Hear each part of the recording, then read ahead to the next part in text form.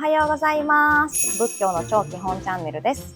本日は視聴者様のご質問にお答えします。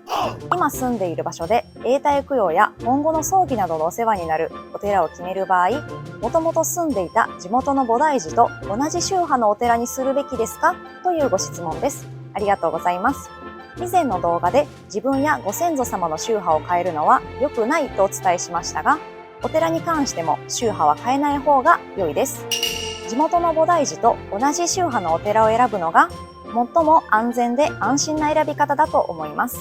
ただ、もっと正確にお伝えしますと、自分の家の宗派の永代供養が受けられるお寺だったらどこでも大丈夫です。ここゼズ商店は真言宗第5派のお寺ですが、どの宗派のご先祖様も供養することができます。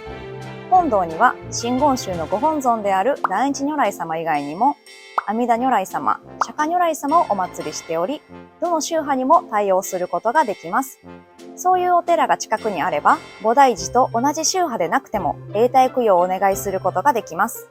必ずお家の宗派と同じ宗派で供養してくれるお寺にお願いしましょう。いつもご覧いただきありがとうございます。仏教の超基本チャンネルでは仏教の基本情報を定期配信しております。動画の感想、リクエストもお待ちしております。ご質問などあればどんどんコメントしてください。いいね、高評価、チャンネル登録もお願いします。ありがとうございました。